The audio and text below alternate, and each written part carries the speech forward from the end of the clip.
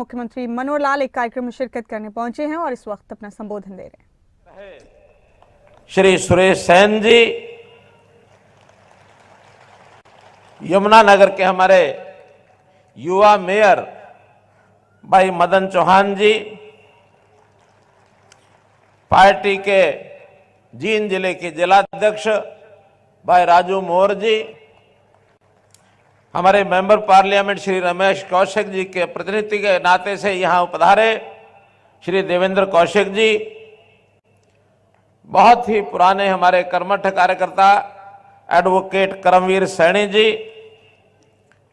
उपस्थित सभी श्रेष्ठ जन, बाईं और दाईं ओर बैठे हुए हमारे मंच पर सभी नेता और कार्यकर्तागण, आज इस विशाल रैली में पधारे बुजुर्गों, नौजवान साथियों, माताओं बहनों, पत्रकार छायाकार मित्रों, कलाकार बंधुओं, आपका सबका मैं बहुत बहुत अभिनंदन करता हूं। श्रद्धा से भी करता हूं, सम्मान से भी करता हूं और कभी कभी इस मौके पर भी, क्योंकि आप सब लोगों ने मुझे मुख्यमंत्री बनाया है और तो कोई कुछ नहीं कहता, लेकिन आप में से एक सज्जन ऐसे भी हैं, हर महीने मेरे कान भी पकड़ लेते हैं। वो अपनी बात कहने के लिए भी कान पकड़ के अपना काम करते रहते और बात सुनाते रहते हैं।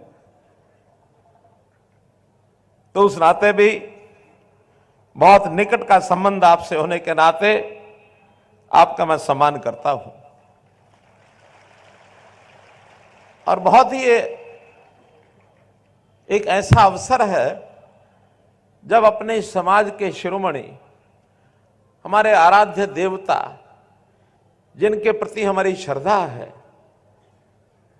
सदियों पहले इस देश में जब भक्ति रस की गंगा बह रही थी, भक्ति मार्ग चलने वाले लोगों की एक लड़ी, एक कड़ी जब चल रही थी, जिस समय संत कबीर दास जी हुए, संत रविदास जी हुए, संत नामदेव जी हुए, श्री धन्ना भगत जी हुए, उसी समय संत शिरोमणि सैन जी महाराज अंग्रेजी सन 1500 में, विक्रमी संवत सन 1557 में उनका जन्म हुआ। 523 साल पहले हमारे बीच में वो आए, एक संदेश लेकर के आए। पूज्य रामानंद जी के वो शिष्य थे, उन्होंने जन जागरण किया, सेवा भावी एक व्यक्तित्व के नाते उन्होंने ख्याति प्राप्त की। कितने ही उस समय के जो समकक्ष ऐसे भक्ति भाव के लोग उनके बीच में रहकर, उनके साथ रहकर, गुरु रविदास जी के साथ उनका बड़ा अच्छा संबंध आया, समाज को जागृत किया और किस सीमा तक सेवा भाव उनका मन में था। मैंने कहानी पढ़ी उनके बारे में कि वो बांधवगढ़ के राजा वीर सिंह जी, उस समय वो राजा होते थे, तो उनकी सेवा करने का काम बचपन में इनको मिला। बचपन का नाम इनको नंदा कहते थे, नंदा। तो सेवक के रूप में उनकी सेवा करते थे, तन मन पूरा एक प्रकार से कभी नागा नहीं करते थे, लेकिन भगवान की भक्ति में भी लगे रहते थे। कुछ उनके मन में इस प्रकार का भक्ति भाव कि इनके साथ बैठ करके कोई ऐसे जो मित्रगण, ऐसे जो साथी उस भक्ति भाव में लीन हो जाते थे। एक दिन ये भक्ति भाव में लीन और भजन का कार्यक्रम और इस प्रकार का रसास्वादन अपने मित्रों के साथ कर रहे थे। इतने लीन हो गए भक्ति में कि निश्चित समय पर राजा के पास जाना था, चूक गए, नहीं जा पाए, लीन हो गए, भूल गए। काफी देर उसमें मस्ती में रहे और इधर राजा जब समय पर सेवक नहीं पहुंचता है तो उसको भी शायद चिंता होती है कि आज मेरा सेवक क्यों नहीं आया है। भगवान इतने प्रसन्न हैं सैन जी महाराज से कि भगवान ने सोचा कि आज सेन जी महाराज मेरी भक्ति में लीन हैं और राजा के पास नहीं पहुंच रहे हैं, तो भगवान ने सेन जी महाराज का रूप धारण करके और राजा के पास सेवा करने के लिए पहुंच गए।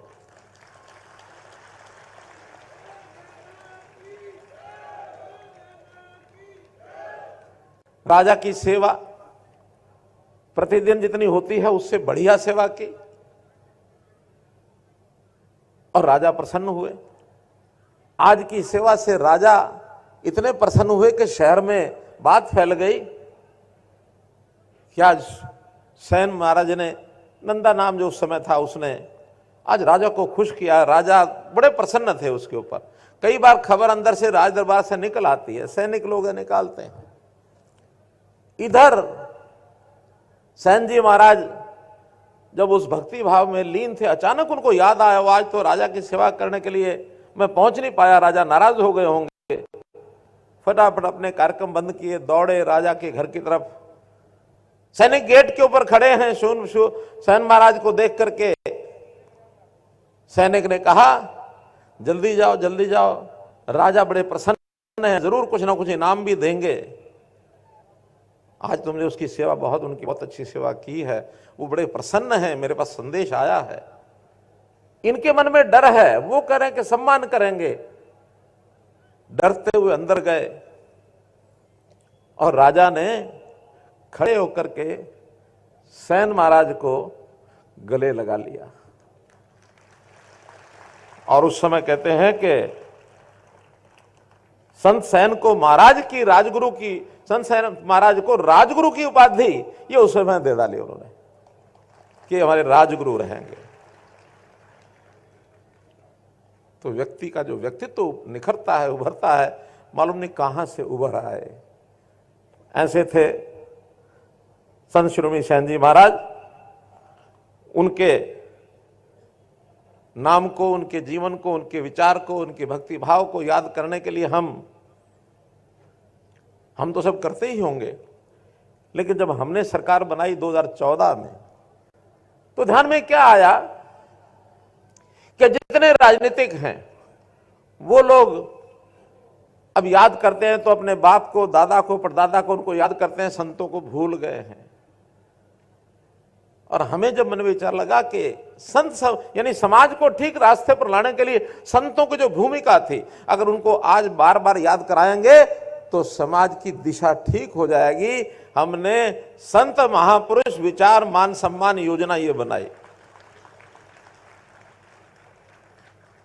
और उसके बाद संतों की जीवनियां, उनकी शताब्दियां ये बनानी शुरू की। चाहे वो गुरु रविदास जी की हो, चाहे महर्षि वाल्मीकि जी की हो, चाहे भगत कबीर जी की हो, चाहे ऋषि कश्यप जी की हो, चाहे गुरु गोविंद सिंह जी का जयंती का दिन हो, चाहे गुरु तेग बहादुर जी का जयंती का जन्मदिन हो, बंदा सिंह बहादुर जी का हो, अभी हमने धन्ना भगत जी की भी जयंती मनाई है। तो ऐसे संतों की जयंतियां, उसी श्रेणी में जब भी हमको पता लगा कि सेन जी महाराज की जयंती ये 4 दिसंबर को है, आज 4 दिसंबर है, मैंने उसी समय अपना समय दिया, मैं जरूर आऊंगा। और मांग रखी गई, वैसे तो मांगे और भी बहुत हैं, लेकिन एक मांग 4 दिसंबर के नाते जो मुझे आपके सामने रखनी है। देखिए, हमारे जातियां बहुत हैं, समाज अपनी श्रद्धा पूर्वक अपने अपने महापुरुषों को, उनके आराध्य देवताओं के जन्मदिन मनाता है। 70-71 अपनी जातियां हैं, अन्य समाजों के भी हैं। अनुसूचित जाति की अपनी जातियां हैं, बैकवर्ड क्लास ए की अपनी जात, बी की अपनी जातियां हैं, जनरल समाज के लोग हैं, उनकी भी अपने अपने आराध्य देवता हैं। अगर सबको मिलाते हैं तो लगभग ये 150 महापुरुष बनते हैं। हर एक की मांग आती है कि इनके जन्मदिन की छुट्टी घोषित की जाए। तो अगर साल में 150 जातियां ये छुट्टियां दे दी तो सिस्टम चलेगा क्या, बताइए। अगर 150 छुट्टियां यही कर दें, 52 छुट्टियां हमारी रविवार शनिवार, मतलब 52 दूनी 104 रविवार शनिवार होती हैं, 250 हो गई। 20-30 कॉमन भी आ जाएंगी तो भी 200 सवा 200 हो गई। कुछ राष्ट्रीय पर्व होते हैं, 26 जनवरी है, 15 अगस्त है, 2 अक्टूबर है, तो ये सब छुट्टियां तो संभव नहीं है। तो हमने विचार किया कि हम एक और कार्यक्रम करते हैं। अभी तक छुट्टियां दो प्रकार की हैं, गजेटेड हॉलीडेज, रेस्ट्रिक्टेड हॉलीडेज। अब हमने विचार किया कि तीसरी श्रेणी बनाएंगे और कैलेंडर में भारत सरकार, हरियाणा सरकार का जो कैलेंडर है उसमें उल्लेख करेंगे विशेष दिवस 4 दिसंबर को विशेष दिवस के नाम से कैलेंडर पर रखेंगे, ताकि हर किसी को याद तो रहे कि आज सूर्यसेन जी की जयंती है। किसी भी महापुरुष की जयंती होगी उस दिन विशेष दिवस इस नाम से हम रखेंगे।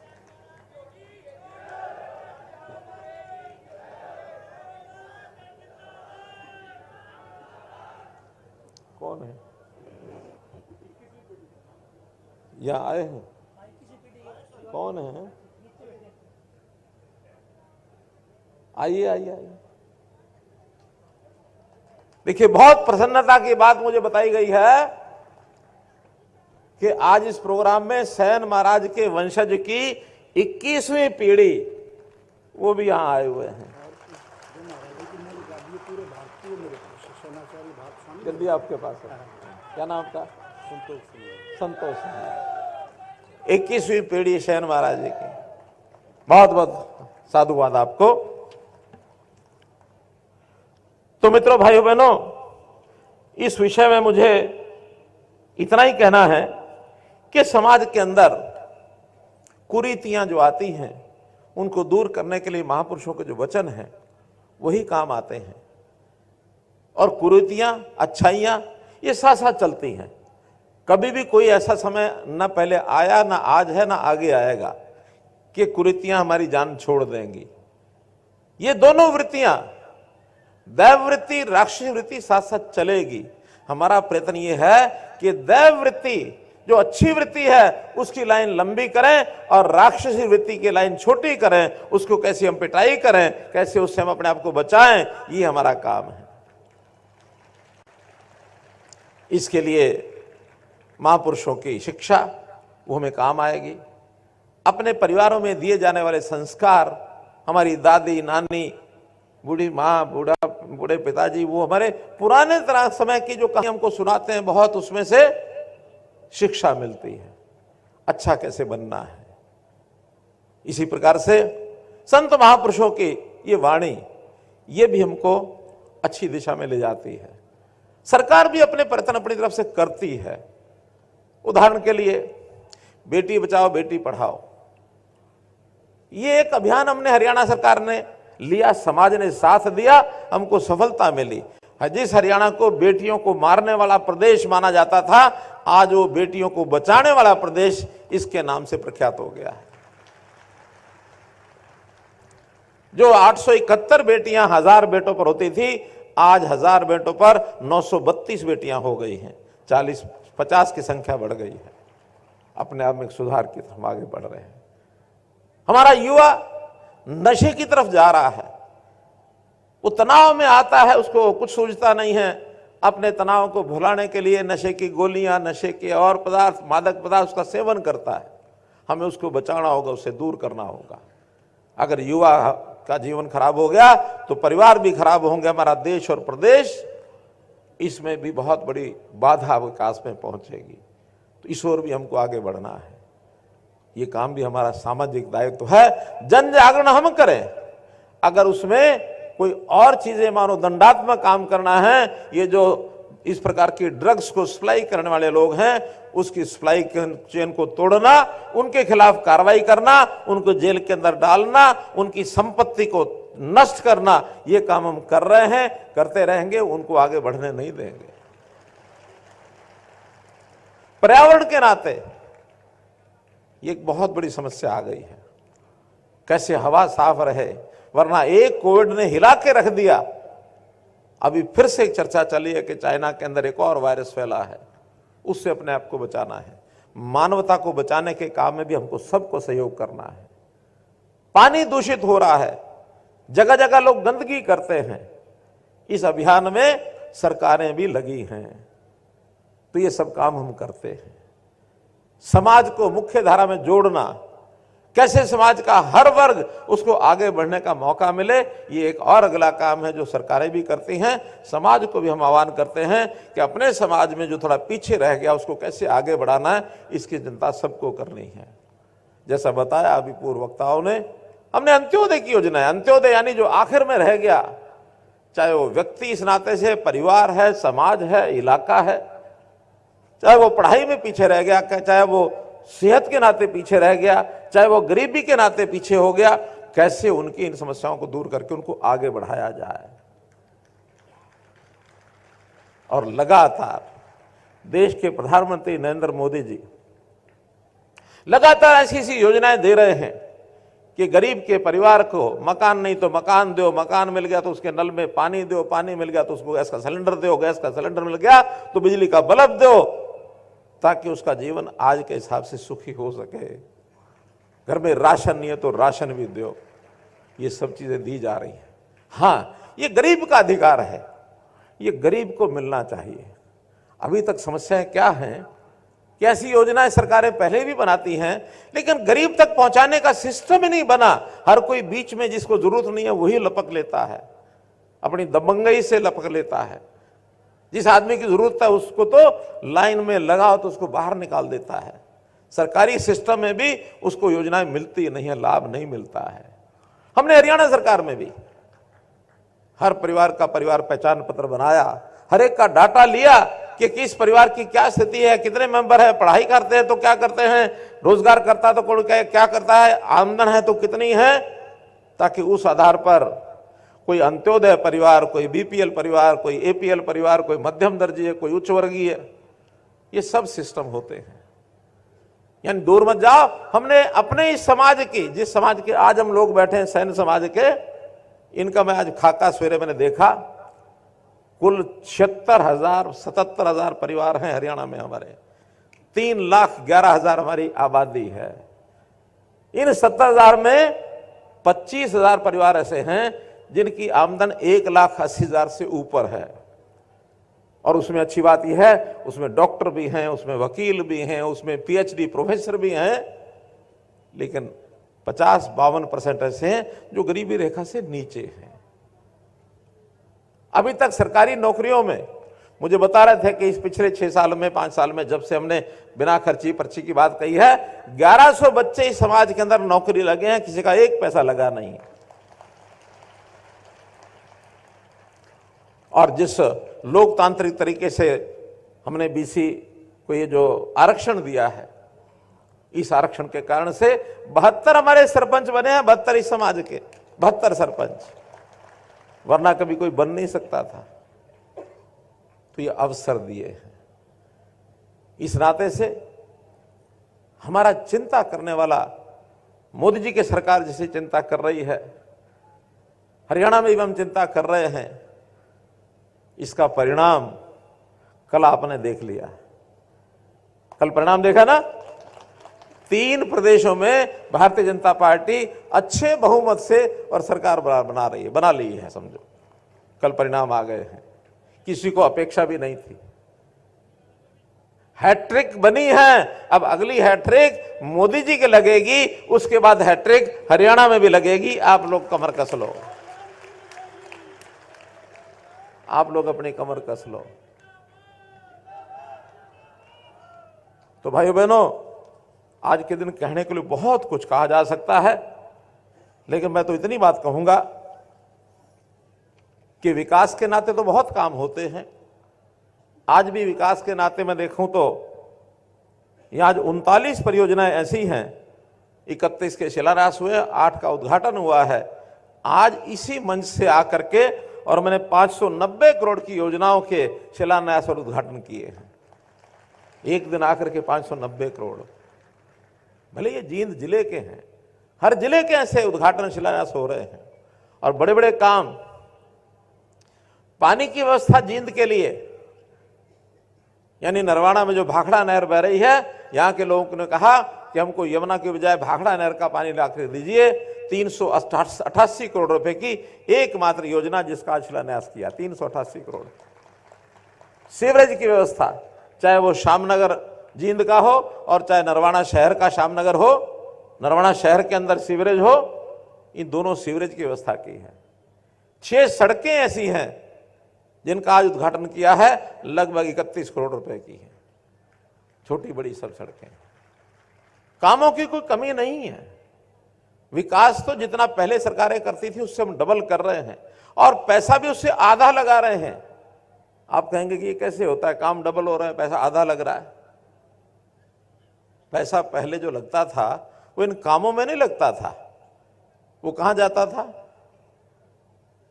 कहां जाता था?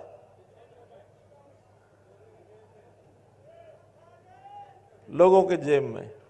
और मानते थे वो, ईमानदारी से भी माना था राजीव गांधी ने एक बार कि हम ऊपर से 1 रुपया भेजते हैं, नीचे जाते जाते 15 पैसे पहुंचते, 85 का पता नहीं लगता कहां गए, ये उन्होंने माना था। लेकिन आज गारंटी से ऊपर से 100 पैसे भेजते हैं, हर किसी के खाते में 100 के 100 पहुंचते हैं, एक भी बीच में काट नहीं सकता कोई भी, 100 के 100 हर किसी के खाते में पहुंचते हैं।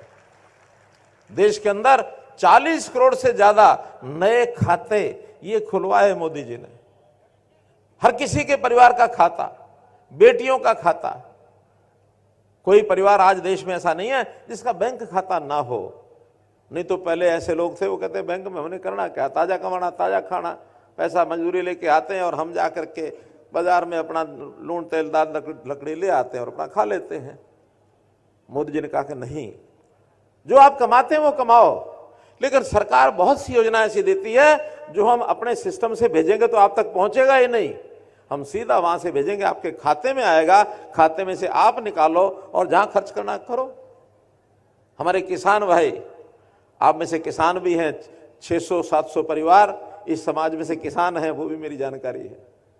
उनको भी पता होगा किसान की उपज मंडी में बिकती है, जो पैसा उसका बनता है सीधा किसान के खाते में आता है, वो निकाल ले तो जिसको देना दे दे, वरना हम चक्कर काटते थे आड़तियों के, इधर के उधर के। पहले आड़तियों से हम पैसे लेके आते थे, हमारे अपने पैसे, अब आड़ती किसानों के पास आते हैं, भाई कि मैं पीछे पड़े हो तो दे दे, आड़ती मांगते हैं आके। भले वो ब्याज पर लेते हैं, पैसा लौटाते हैं, ब्याज भी लौटाते हैं, लेकिन हिसाब किताब तो उल्टा हो गया ना। तो गरीब आदमी, किसान, मजदूर, गरीब। मोदी जी ने एक और बात कही है कि जाति पाति का खेल बहुत चल गया अब इस देश के अंदर, क्योंकि बड़ी पुरानी व्यवस्थाएं जातियों की, वर्णों की, आश्रमों की ये बनी हुई है। उसकी उस समय कुछ अच्छाइयां रही होंगी, लेकिन धीरे धीरे समय बीतने के बाद उसमें जो दुर्गुण आ गए, और खास करके जब राजनीति में जातियां घुस गई। हमने 2014 में एक नारा दिया था, मालूम है किसी को, याद है क्या नारा था 2014 में? नहीं, जातियों को खत्म करने के लिए हरियाणा का एक नारा था। हाँ, हरियाणा एक, हरियाणवी एक, हम सब हरियाणवी हैं। ये हरियाणा के 2,80,00,000 लोग कहते हैं कि आप सेवा का भाव मन में कैसे लेके आते हो, इनकी मदद करते हो तो क्यों करते हो, मन में क्या विचार आता है? मैंने कहा देखो, विचार सेवा का लाने के लिए सबसे पहले होता है कि वो आदमी अपना है कि नहीं है, ये विचार हर कोई करता है। जैसे अभी सेवा करते हैं अपने बेटे की, बेटी की, माता की, पिता की, पत्नी की, भाइयों की, बहनों की, उनके तो काम करते ही है ना, उनकी मदद करते ही है ना, क्योंकि वो अपने रिश्तेदार हैं, इसलिए उनकी करते हैं। मैंने कहा ठीक है, मैंने भी कल्पना की है कि मैं अपने हरियाणा के 2,80,00,000 लोगों के साथ संबंध बनाता हूं, ये मेरा परिवार है, मेरे परिवार के सदस्य हैं।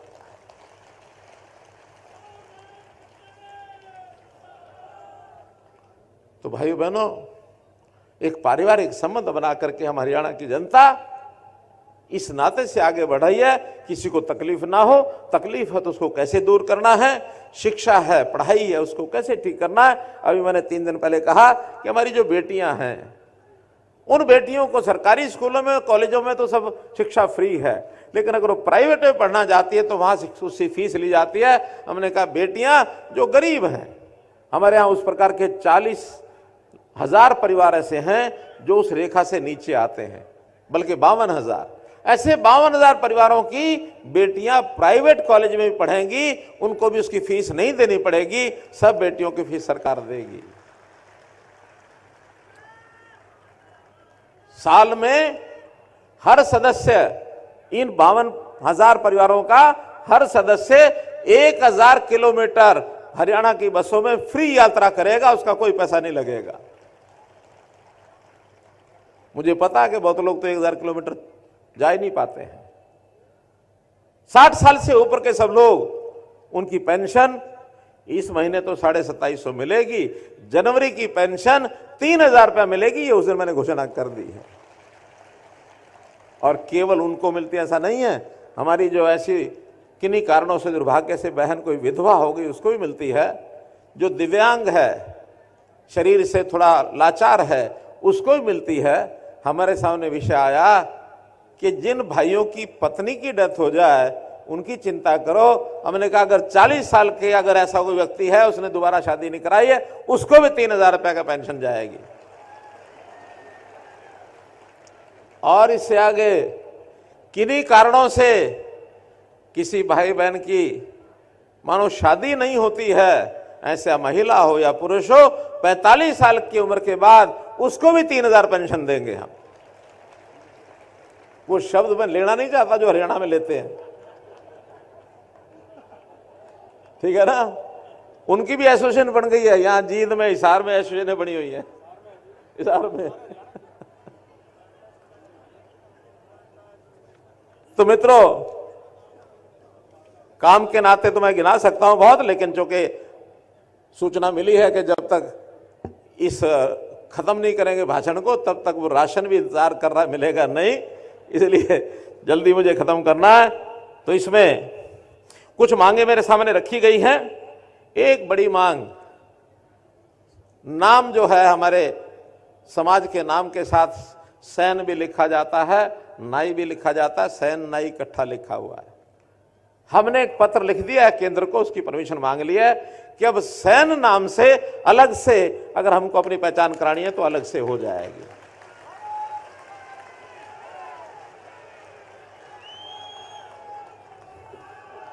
इसी प्रकार हमारे बच्चों के लिए हमारा जो परंपरागत काम है उसकी सिखलाई के लिए हमको मानो अच्छे सैलून चलाने हैं, अच्छे मेकअप का सिस्टम सीखना है, अच्छे हमारे जो ब्यूटी पार्लर होते हैं वो हमको, हमारी किसी बहन को उसको सीखना है। तो इसके लिए 4 ऐसे केश विकास, केश कला, केश कौशल विकास केंद्र ऐसे 4 जगह पर खोलने की मैं घोषणा करता हूं। एक खुलेगा गुरुग्राम में, एक खुलेगा हिसार में, एक होगा रोहतक में, एक होगा अंबाला में। अब ये 4 कोनों में अलग अलग खुलवाए हैं। अगर इसमें सफलता मिलती है तो हमको इससे आगे बढ़ करके भी खोलने में कोई आपत्ति नहीं है, और जितने सेंटर कहेंगे, क्योंकि हमारे काम की आज डिमांड है, मांग है। अच्छे सैलून, अच्छी मेकअप के स्थान और अच्छे ब्यूटी पार्लर की दुकानें। आज तो शादियों में एक एक मानो सौंदर्य के नाते से जो मेकअप और ये जो सारा सिस्टम होता है ब्यूटी पार्लर का, हजारों हजार रुपए लोग खर्च करके आते हैं। मेरा अनुभव नहीं है, आपका सबका होगा। बहुत खर्च करते हैं लोग, तो उसके क्यों नहीं हम आय का साधन बनाए, अच्छे सिस्टम खड़े करें। आज पैसा खर्च करने वाले बहुत हैं लोग, तो इसलिए ये केंद्र बनाएंगे। विषय आके किसी एक मार्ग का नाम संत शिरोमणि सूरसेन जी का, सैन जी महाराज के नाम से रखा जाए, तो करनाल में एक सड़क है दामनवाला हॉस्पिटल सफेद रोड से राज अस्पताल रोहतक रोड तक, जिसको JD7 रोड कहते हैं। इस सड़क का नाम संत शिरोमणि श्री सैन जी महाराज के नाम से रखा जाएगा। इसी प्रकार एक चौक का नाम, हाँ जींद में बताया मैंने, अच्छा वो क्या है कि हमारे करनाल यशपाल ठाकुर, मेरा कोई संबंध ऐसा बना हुआ है, मुंह से करनाल लेके जाता है। ये जींद का ही है, ये जींद का ही है।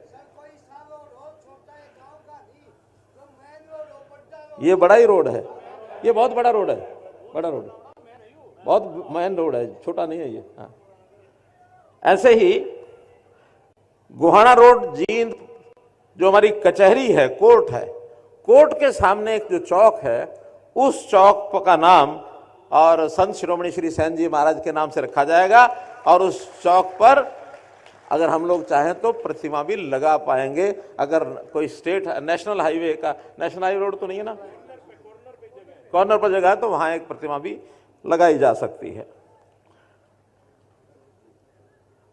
एक डिमांड ये आई है कि किसी एक संस्था, तो जिस संस्था का नाम मुझे बताया गया, इनको पता नहीं होगा, उस संस्था का नाम पहले रखा जा चुका है। उस संस्था का नाम पहले धन्ना भगत जी के नाम से मेडिकल कॉलेज जींद का नाम रखा गया, लेकिन उसमें भी 3 अलग अलग टावर बनेंगे, बड़ी बिल्डिंग होंगी। तो एक बिल्डिंग का नाम संत शिरोमणि सैन महाराज जी के नाम से रखी जाएगी, ताकि उनके नाम को अमरता मिले। जो ये चौक की बात आई है, सड़क की बात आई है, तो आप लोग पहचान कर लें, एक भिवानी में और एक करनाल में, चाहे चौक या सड़क, जो आप बताएंगे उनका नाम भी 2 का और रखा देंगे। नहीं, दोनों में ही कह रहा हूं, एक उधर एक उधर, दोनों में है। करनाल में है तो भिवानी में कराओ।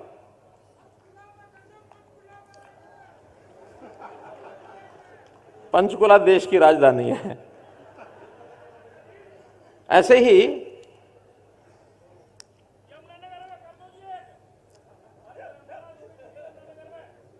यमुनानगर में धर्मशाला प्लॉट है क्या वहां? और एक आपका कुरुक्षेत्र में भी प्लॉट है। अरे एक है ना, आपका अपना है ना? तो अपना है तो बहुत है, मिले कोई मुफ्त में मिलता है क्या? जिसका अपना है ठीक है, नहीं होता उसी को देंगे। जींद में नहीं है, जींद में नहीं है ना?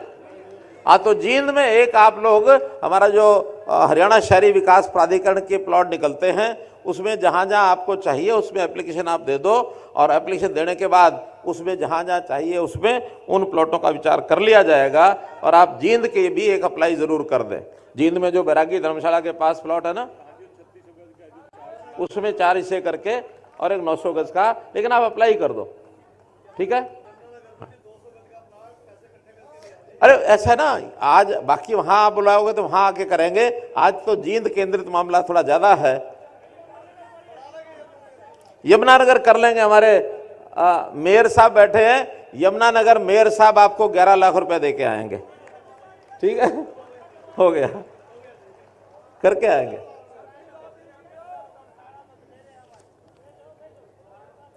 एक बात और मैंने बतानी है आपको कि जैसा मैंने अलग अलग बताया कि आपके कितने परिवार हैं, 52 लाख परिवार बीपीएल के हैं, लगभग 10 लाख परिवार, 10,000 परिवार ऐसे भी हैं, ये 52 लाख नहीं है, 52,000 है, 52,000 परिवार बीपीएल के हैं। 10,000 परिवार ऐसे हैं जिसमें या तो पहले कभी किसी ने नौकरी की है जो पेंशन ले रहा है, या आज कोई नौकरी में लगा है, ग्रुप डी, सी, बी, ए कुछ भी होगा।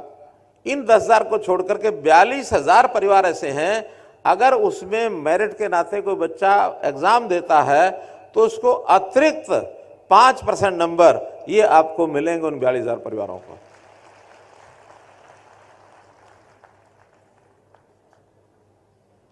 तो मित्रों, जितनी मांगे बताई गई हैं, कुछ ऐसी हैं जो हम चंडीगढ़ में बैठ करके जिनकी फिजिबिलिटी और करानी होगी उसकी भी हम कराएंगे। आपकी कोई मांग पैसे के कारण से नहीं रोकने दी जाएगी, लेकिन अगर कोई मानो कोई कई बार ऐसी अड़चनें आ जाती हैं, जमीन नहीं होती है या कहीं पहले से कोई नाम रखा हुआ होता है उसका नहीं रख पाते हैं, तो फिर भी जितना संभव होगा और भी बातें आपकी पूरी की जाएंगी।